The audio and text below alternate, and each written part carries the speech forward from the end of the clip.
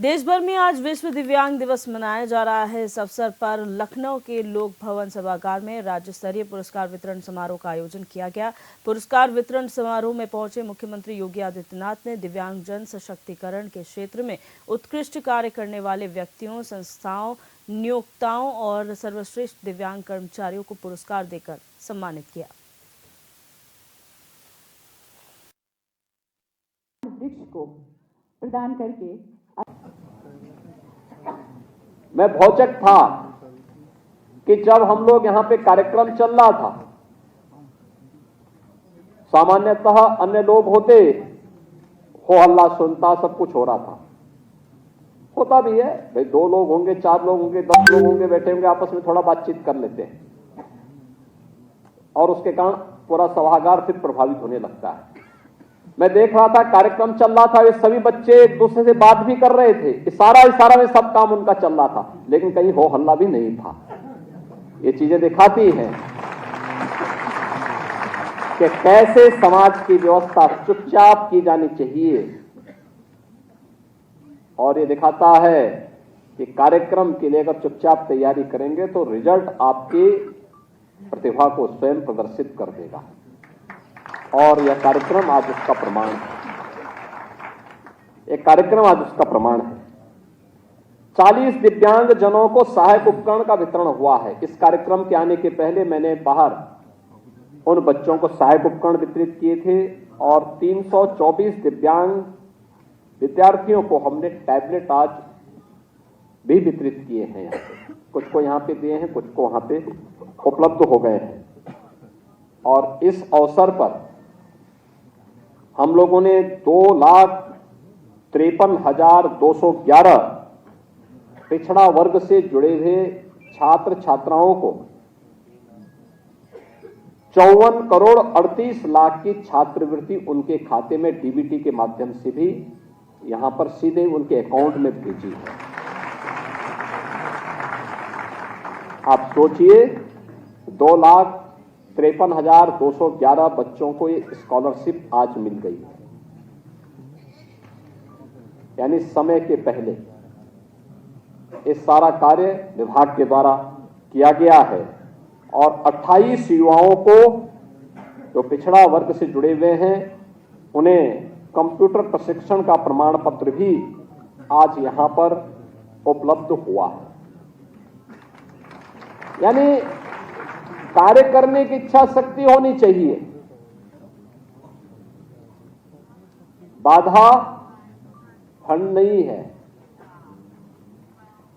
सरकार पैसा देना चाहती है, सरकार संस्थान खोलना चाहती है, लेकिन उस पर समयबद्ध निर्णय लेकर के हमें तेजी के साथ आगे बढ़ना होगा, और उस बढ़ने का ही परिणाम है।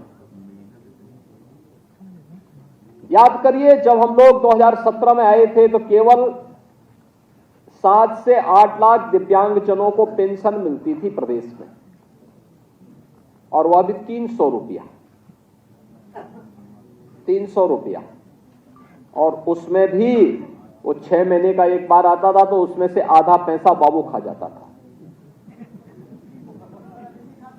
हम लोग आए, हम लोगों ने कहा कि पैसा उसके खाते में जाना चाहिए, सीधे पैसा। अगर मोदी जी ने उसके लिए पैसा भेजा है, राज्य सरकार पैसा दे रही, तो पैसा उसके खाते में, लाभार्थी के खाते में जाना चाहिए। और हम लोगों ने 300 से बढ़ाकर के इस राशि को 1,000 रुपया किया। आज मुझे बताते हुए प्रसन्नता है, 11 लाख दिव्यांगजन प्रदेश के अंदर 12,000 रुपये सालाना पेंशन की सुविधा का लाभ प्राप्त कर रहे हैं हर वर्ष, और पैसा उनके अकाउंट में सीधे जाता है, बीच का मध्यस्थ गायब, सीधे सरकार के साथ उसका तारतम्य स्थापित हुआ है। और यह कार्य प्रदेश के अंदर लगातार हम लोग इन कार्यक्रमों को आगे बढ़ाने का काम कर रहे हैं। इसके साथ ही कुष्ठावस्था पेंशन, हमारे पूर्व राज्यपाल से राम नाईक जी की प्रेरणा से हम लोगों ने 3,000 रुपये महीना हर कुष्ठ पीड़ित व्यक्ति के परिवार को हम लोग ये राशि उपलब्ध करवाते हैं। और साथ साथ ये भी तय किया गया कि इन परिवारों को एक एक आवास मुख्यमंत्री आवास योजना या प्रधानमंत्री आवास योजना में देंगे। इस सिचुएशन के लक्ष्य को प्राप्त करने की दिशा में सरकार के द्वारा बढ़ाया गया कदम और लगातार इस पर कार्य हो रहा है। इसके अलावा अन्य तमाम प्रकार के कार्यक्रम प्रदेश के अंदर संचालित हो रहे हैं, जिसमें चाहे वह केंद्र की हो या राज्य की हो। इसमें दिव्यांगजन के लिए 4% राजकीय सेवाओं में आरक्षण की व्यवस्था भी की गई है, यानी उतने दिव्यांगजन जाएंगे। हमारे यहां तो आईएएस भी हैं, डीएस वो यानी दिव्यांगजन आईएएस भी हैं। अलग अलग पदों पर हैं, शिक्षक तो हैं ही, समाज सेवा के अलग अलग क्षेत्रों में उनके द्वारा कार्य किया जा रहा है। हमारे वाराणसी से विधायक हैं श्री सौरभ श्रीवास्तव जी, इन्होंने मुझे रामचंद्र गुप्ता जी के बारे में बताया, कानपुर देहात के। कैसा वो व्यक्ति स्वावलंबन और आत्मनिर्भर, दिव्यांग होने के बावजूद स्वावलंबन और आत्मनिर्भर का ही न केवल वह एक मॉडल है, बल्कि उन्होंने स्वयं अपने माध्यम से उन बच्चों के लिए एक बड़ा केंद्र संचालन के माध्यम से भी ये साबित किया है कि अगर इच्छा शक्ति होगी तो बड़े से बड़े कार्य किए जा सकते हैं। मेरठ में विश्व दिव्यांग दिवस पर भारी संख्या में दिव्यांग बच्चा पार्क से जुलूस निकालते हुए कमिश्नरी कार्यालय पहुंचे, जहां उन्होंने दिव्यांग प्रकोष्ठ के मंत्री पर निशाना साधा। उन्होंने कहा कि दूसरे प्रदेशों के मुकाबले उत्तर प्रदेश में दिव्यांगों की पेंशन कम है। प्रदर्शनकारियों ने अधिकारियों पर सुनवाई न करने का आरोप लगाया। मौके पर उन्होंने अपनी जन समस्याओं को लेकर अधिकारियों को ज्ञापन भी सौंपा।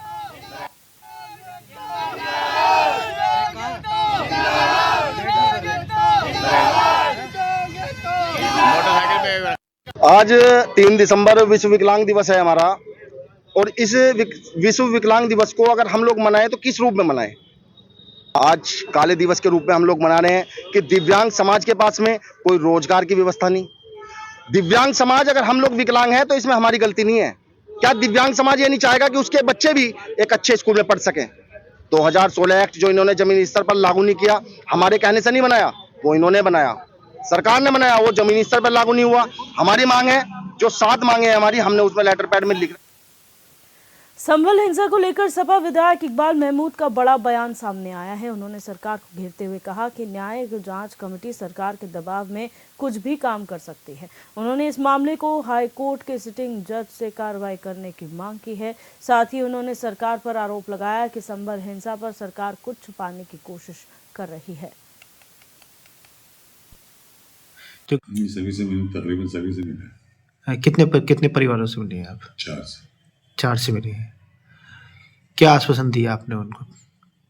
क्योंकि जिस तरह हमने अपनी जो है हमदर्दी दिखाई अपनी, और उनसे कहा के साथ जो जुल्म हुआ है इसकी आवाज़ हम पार्लियामेंट में और असेंबली में उठाएंगे और पूरी मदद आपको करेंगे। हमारा पार्टी का एक प्रतिनिधिमंडल आ रहा था यहाँ पर, उसको रोक दिया गया है 10 तारीख तक के लिए। 10 तारीख के बाद में फिर आएगा वो प्रतिनिधिमंडल और आप सबके दुख को बांटेगा आपस में, और हम जो भी सहायता पार्टी की हो सकती है वो आपकी सहायता करेंगे। बहराइच से है, जहां केंद्र और उत्तर प्रदेश सरकार की तरफ से जनता के हित में चलाई जा रही जन कल्याणकारी योजनाओं को 100% धरातल पर उतारने के लिए मुख्यमंत्री योगी आदित्यनाथ के निर्देश पर उत्तर प्रदेश सरकार ने विशेष पहल शुरू की है। इससे जिले के जरूरतमंद लोगों को सरकार की ओर से चलाई जा रही जन कल्याणकारी योजनाओं का लाभ मिलेगा। सरकार की इस योजना के तहत पहले ही दिन कार्यक्रम में हजारों लाभार्थियों की भीड़ देखने को मिली।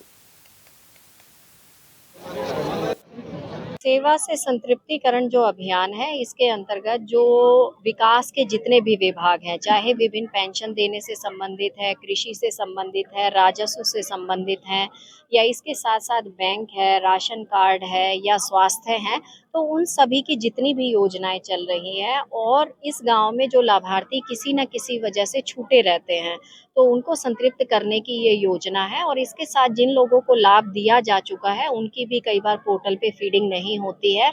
आईजीआरएस जो है, माननीय मुख्यमंत्री जी कई बार कहते हैं कि आईजीआरएस का जो समाधान है वो गुणवत्ता पूर्वक होना चाहिए। तो शासन की मंशा के अनुरूप जो है यहाँ पर वादों का निस्तारण भी होता है।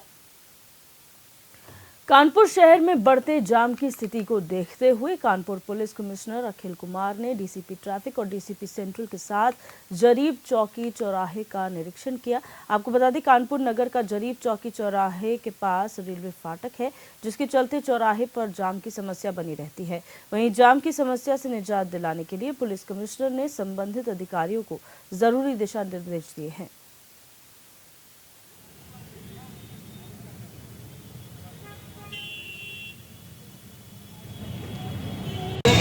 बताया गया सबके द्वारा कि यहाँ पे जरीब चौकी पे जो रोड निर्मित की या स्ट्रक्चर निर्मित की जो समस्याएं हैं, जो नगर निगम है और जो संबंधित विभाग है उनसे समन्वय स्थापित करके और बाकी जितने भी स्टेक होल्डर्स हैं जो यातायात में डायरेक्टली या इनडायरेक्टली इन्वॉल्व हैं, सभी से एक विचार विमर्श किया जाएगा, रिपोर्ट किया जाएगा और इसका एक अस्थायी समाधान निकाला जाएगा।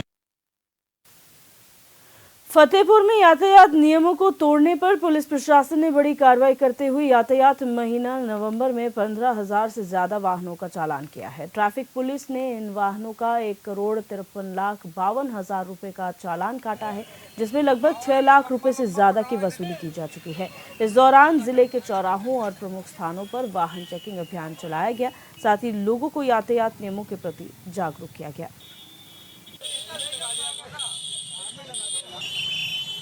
जनपद फतेहपुर में शासन की मंशा के अनुरूप नवंबर माह में यातायात माह का आयोजन किया गया था, जिसके अंतर्गत विभिन्न प्रकार के यातायात के नियम विनियम का पालन कराने के लिए लोगों को जागरूक किया गया, साथ ही साथ चालान भी किए गए।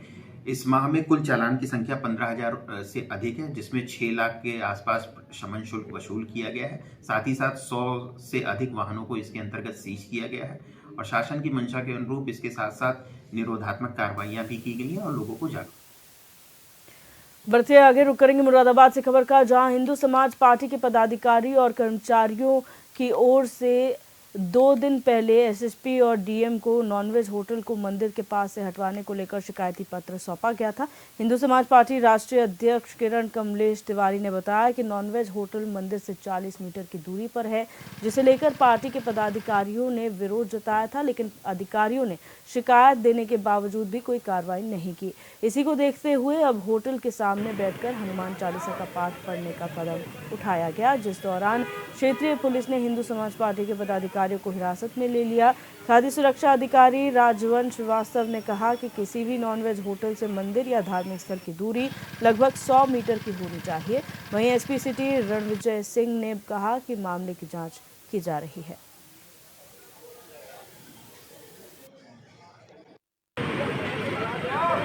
तो 50 मीटर की दूरी है, उससे अधिक होना चाहिए। 50 मीटर की दूरी से अधिक होना चाहिए और यदि विपरीत दिशा में है, मतलब अपोजिट दिशा में दोनों के दरवाजे हैं, तो 100 मीटर की दूरी से कम नहीं होना चाहिए। अच्छा सर, ऐसे अगर कोई खुला होती है मीट की दुकान तो उस पर क्या कार्रवाई होती है? उसे बंद करा दिया जाएगा। यदि ऐसा कुछ है तो ये गलत है। जो चीज़ हमारे एक्ट के विपरीत है वो नहीं चलेगा। ये कुछ संगठन के लोग थे जिनका एक ऐसा कॉल था कि एक मंदिर के बाहर कोई नॉन वेज की शॉप है, उसको लेकर के इनका कुछ इनके अपने कंसर्न्स थे। हम लोगों ने जो मंदिर समिति के लोग हैं उन लोगों से बात की है। उन लोग का कहना था कि नहीं, ये जो व्यक्ति है, जो संगठन के लोग जो आ रहे हैं यहाँ पे, उनका हमारे इस मंदिर समिति से, इस मंदिर आसपास के रहने वाले भी नहीं हैं, कोई लेना देना नहीं है और उसमें जो लोग हैं उनका अपना वेस्टेड इंटरेस्ट हो सकता है। उसके आधार पे हम लोगों ने उनको अभी जो यहाँ इधर मंदिर के आसपास आने का प्रयास कर रहे थे उनको हम लोगों ने रोका है। उनको रोका के हिरासत में लिया गया है, पूछताछ की जा रही है और इसमें हम लोग जो भी आवश्यक वैधानिक कार्रवाई। बिजनौर सदर तहसील के बरूकी गांव में महिलाओं ने लेखपाल पर गंभीर आरोप लगाए हैं। आरोप है कि लेखपाल विनेश कुमार ने चिनाई की एवज में 50,000 की रिश्वत मांगी। इस दौरान महिलाओं ने लेखपाल को 30,000 तक की रिश्वत दी। वहीं रिश्वत की रकम पूरी न मिलने पर लेखपाल ने बुलडोजर चढ़ाकर उनकी दीवारों को गिरवा दिया, जिसका वीडियो भी सोशल मीडिया पर वायरल हो रहा है। वहीं इस मामले में महिलाओं ने जिलाधिकारी से लेखपाल की शिकायत की है।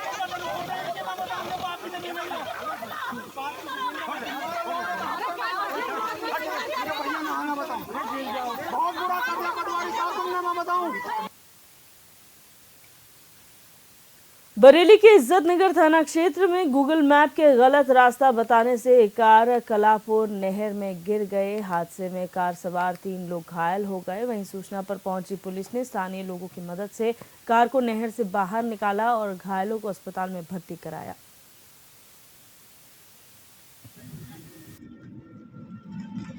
सुबह सुबह हम घर से आ रहे थे, देखा था कार में गाड़ी पड़ी हुई थी। कहाँ? यही नहर में कलापुरी पुलिया पे। अच्छा, तो ये लोग कहाँ से आ रहे थे, गाड़ी कैसे? ये लोग बता रहे हैं तो ये आ रहे हैं कानपुर से और पीलीभीत के लिए जा रहे थे। तो रास्ते में कहीं गूगल मैप इन्होंने फिक्स कर रखा था लखनऊ से पीलीभीत के लिए, कानपुर से पीलीभीत के लिए। तो गूगल मैप की वजह से ये लोग जो है नहर में गाड़ी इनकी गिरी हुई। ये लोग कुछ बात करें तो मना कर रहे हैं। ये लोग कह रहे हैं घर पे पता लग जाएगा, इसलिए बताने से कड़ी से कड़ी कार्रवाई की जाएगी। खबर सुल्तानपुर से है, जहां एसडीएम के पेशकार को फरियादी से स्थगन आदेश के नाम पर रिश्वत लेना महंगा पड़ गया। एंटी करप्शन की टीम ने उसे रंगे हाथों तहसील परिसर से गिरफ्तार किया।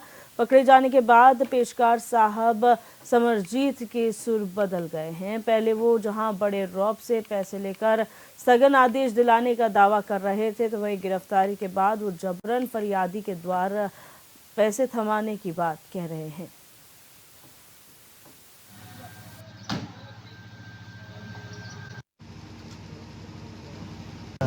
कि ये जयसिंहपुर एसडीएम साहब के पेशकार श्री समरजीत